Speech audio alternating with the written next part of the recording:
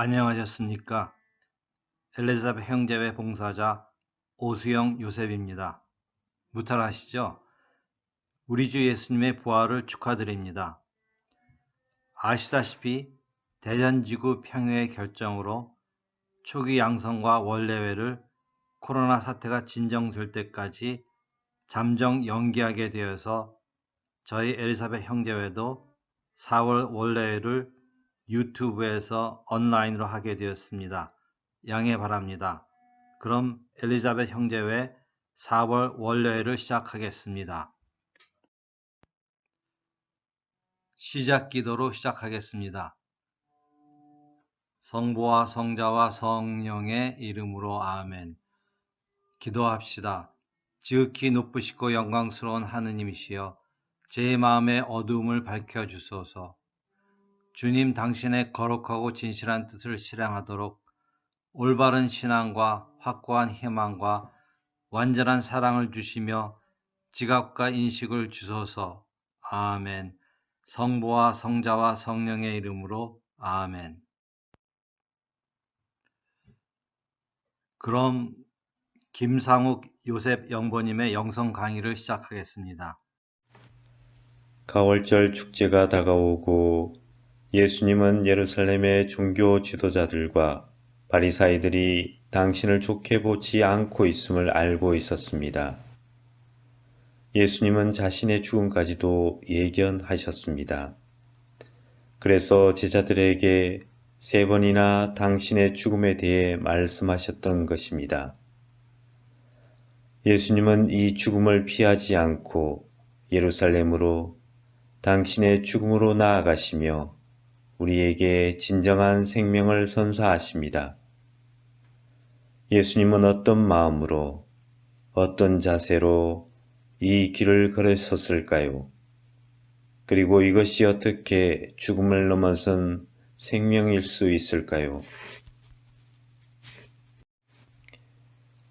예수님께서 예루살렘 성밖 베타니아에 머무르실 때 한 여인이 찾아왔습니다.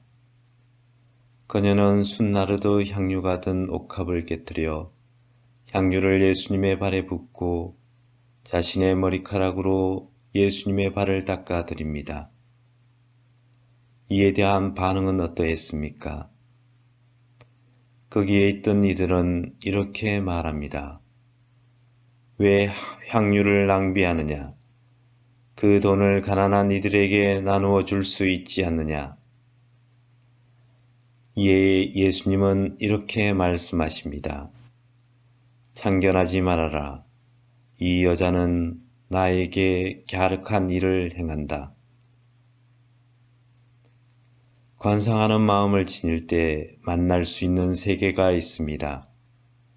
프란치스코는 사랑의 순종과 완전한 순종에 대해 말합니다. 내가 생각하는 의견이 더 합리적으로 보이고 다른 이의 의견이 좀 덜 좋아 보일 때 사랑 때문에 그 형제의 의견을 따른다면 이것이 사랑의 순종입니다. 그리고 누군가 나에게 나의 영혼에 해가 될 듯한 것을 명할 때 나는 그것을 하지 않아도 됩니다. 하지만 그의 곁을 떠나지 않고 그가 나에게 가하는 박해를 견디어내면 나는 예수 그리스도를 닮는 완전한 순종에 이릅니다. 처음 이 말씀을 들었을 때 이런 생각이 들었습니다. 내가 그렇게 하면 나는 어떻게 되는 거야? 나라고 주장할 수 있는 것이 완전히 없어지는 것 아냐? 나는 하느님을 원하지만 그렇게 살고 싶지는 않아. 그런데 어느 날 이 말씀에서 진정한 해방, 진정한 평화가 있음을 알아차릴 수 있었습니다. 아마 이전에 어떤 시도들이 있었겠지요. 그 시도들을 했을 때 저는 제가 예상했던 없어짐을 경험한 것이 아니라 내가 살아나고 너가 살아나는 경험을 했던 것입니다.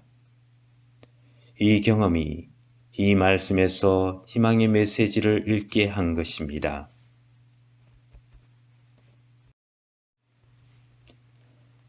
이스라엘 백성들은 이집트를 떠나기 전날 먹었던 음식으로 파스카 축제를 지내며 그들과 함께 했던 하느님, 지금도 함께 하시는 하느님을 기억하였습니다.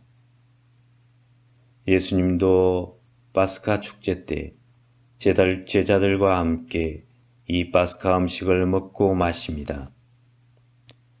예수님은 음식을 드시기 전 제자들의 발을 씻어 주십니다. 그리고 제자들 중 하나의 배반을 예고하십니다. 제자들은 저는 아니겠지요. 또 제자들은 누가 과연 예수님을 배반할까라는 생각에 빠져듭니다. 이에 반해 예수님은 조용히 빵을 들고 하느님께 감사의 기도를 드리시며 제자들에게 빵을 나누어 주십니다. 받아 먹어라. 이것은 내 몸이다. 그리고 잔을 들어 감사 기도를 드리신 다음 제자들에게 주시며 이것은 나의 피다. 많은 사람을 위하여 내가 흘리는 계약의 피다. 예수님은 하느님께서 선인이나 악인에게 해와 비를 내리듯이 자기를 배신하고 외면할 제자들에게 당신을 내어주십니다. 예수님은 무엇보다 하느님의 뜻을 몸과 마음과 정신으로 살았던 것입니다.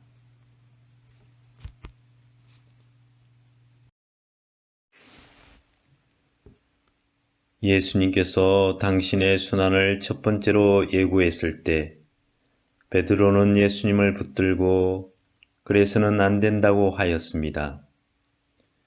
예수님은 베드로에게 사탄아 물러가라 라고 말씀하셨습니다. 이 말씀의 원뜻은 내 뒤에 서라 라는 말씀입니다.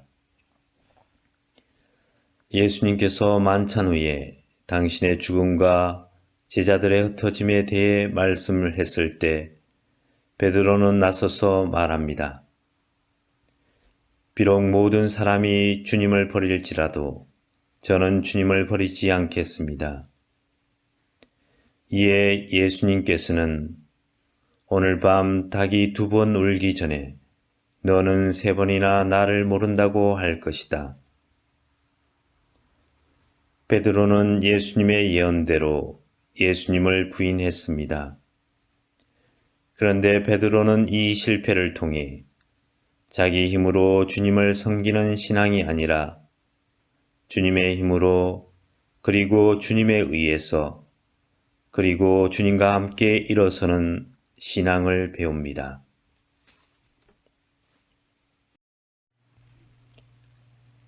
예수님은 베드로와 야고보와 요한만을 데리고 겟세마니로 가십니다. 그리고 제자들에게 기도하라 하시고 앞으로 나아가 하느님께 기도하십니다. 아버지, 나의 아버지, 아버지께서는 무엇이든 다 하실 수 있으시니 이 잔을 나에게서 거두어 주소서. 그러나 제 뜻대로 마시고 아버지 뜻대로 하소서. 나의 두려움, 나의 절망 등이 기도의 소재가 될 수 있습니다. 타는 시편들은 이 두려움과 이 절망에서 하느님을 찾는 움직임을 시작합니다. 하느님을 부르고 이어서 하느님께 나의 말만 쏟는 것이 아니라 하느님이 말씀하시게 하고 나는 그 말씀을 듣습니다.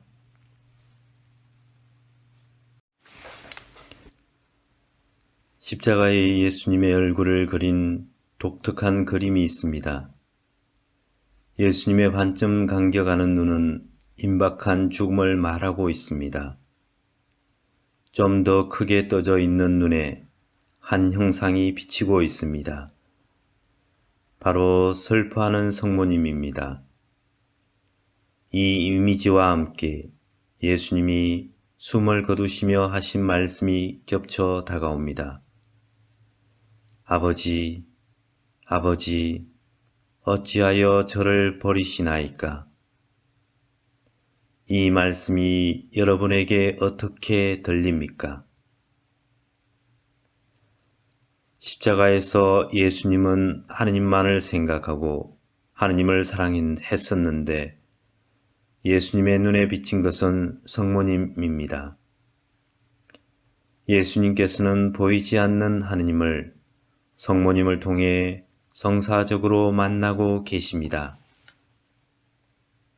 모든 이로부터 버림받은 것처럼 여겨지는 순간 예수님은 당신의 곁에서 당신의 고통과 함께 하시는 성모님을 바라보십니다.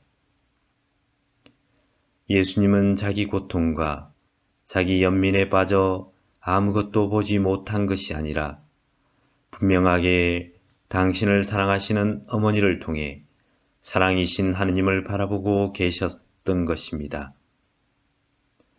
예수님은 죽음에서조차 하느님 아드님의 길을 걸어가셨던 것입니다. 이 이미지는 예수님의 죽음 앞에서 절망 앞에서 걸었던 그 길이 무엇인지 그리고 그 길에서 만난 하느님의 생명이 무엇인지 예수님의 눈은 말씀하고 있습니다. 이야기 하나 해드리겠습니다. 수련 2년 반 체험지를 알아보는 과정에 저는 제가 나름 도움을 준 신부님께 전화를 했습니다. 그런데 신부님은 그곳은 힘들다는 이야기를 했습니다. 저는 그곳이 마음에 들었고 제가 나서서 그곳에 계신 분과 한번 이야기를 해보면 어떻겠냐는 이야기를 했습니다. 그런데 갑자기 신부님이 전화를 끊었습니다. 제가 나름 신부님의 사모권을 존중하지 않았다는 생각이 들었고 죄송하다는 문자를 드렸습니다. 그런데 얼마 있지 않아 강구장으로부터 전화가 왔습니다. 그 신부님이 강구장에게 전화를 했던 것입니다. 강구장은 나름 저를 변호해 주었고 저에게도 다른 곳을 찾아보라는 조언을 해 주었습니다. 그런데 이후 저에게 일어난 여러 감정들이 있었습니다. 처음에는 그 신부님에게 화살이 돌아갔습니다. 아니, 나에게 그렇게 모욕을 주어도 되는 거야. 그리고 시간이 좀 지나면서 저 자신에게 화살이 돌아갔습니다. 왜 그런 사람을 믿어서 상처를 받는 거야? 이런 식으로 며칠을 보냈습니다. 그러다가 십자가 예수님을 떠올리게 되었습니다. 예수님도 군인들과 종교 지도자들과 사람들로부터 모욕을 당했습니다. 그리고 예수님은 자신이 사랑했던 제자들에게 배신을 당했습니다. 이 모욕과 배신 가운데 예수님은 어떠하셨는가? 예수님은 이런 모욕과 배신 앞에서 나에게로 마음을 기울이며 절망하기보다 하느님을 향하는 움직임을 하셨던 것입니다. 예수님은 절망 가운데 있었지만 하느님을 향하는 태도는 전혀 변화가 없었습니다. 바로 그 안에서 하느님의 거룩함이 자리한 것입니다. 절망으로 끌 수 없는 불, 절망으로 오히려 더 빛을 발하는 희망의 빛이었던 것입니다.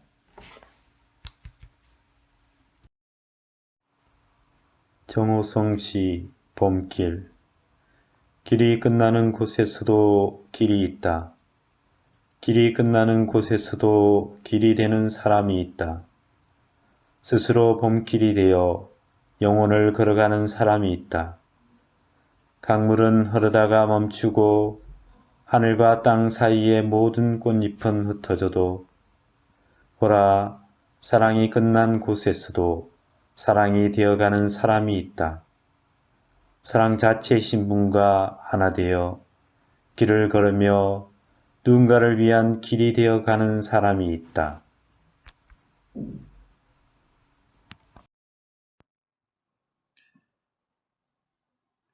영보님 영성 강의 잘 들으셨죠? 다음에는 공지사항을 전달해 드리겠습니다.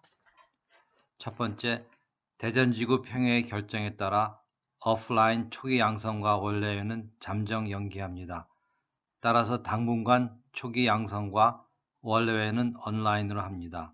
두 번째, 각 구역장님은 구역회도 온라인으로 카톡방 그룹콜을 이용하여 하시기를 권장합니다. 세 번째, 저희 임명록 초안이 완성되었습니다.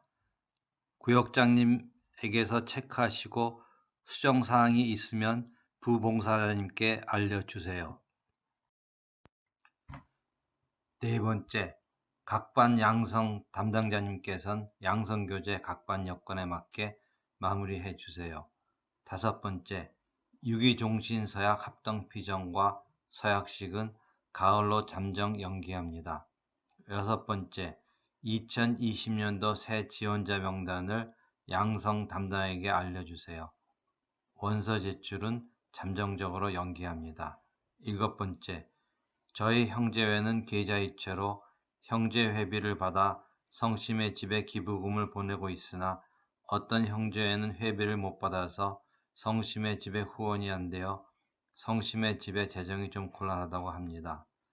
여유 있으신 분들은 도와주시기 바랍니다. 그럼 끝기도로 원래회를 마치겠습니다. 성부와 성자와 성령의 이름으로 아멘. 기도합시다. 지극히 자비로우신 하느님, 당신은 평화의 주인이시며 사랑을 원하시오니 당신 종인 저희에게 당신 뜻에 참으로 일치하게 하시며 우리 평화를 깨트리는 온갖 유혹을 이기게 하소서. 우리 주 예수 그리스도를 통하여 비나이다. 아멘. 성부와 성자와 성령의 이름으로 아멘. 그럼 코로나19 예방을 철저히 하시고 주님 안에서 평안하시기를 빕니다. 아멘.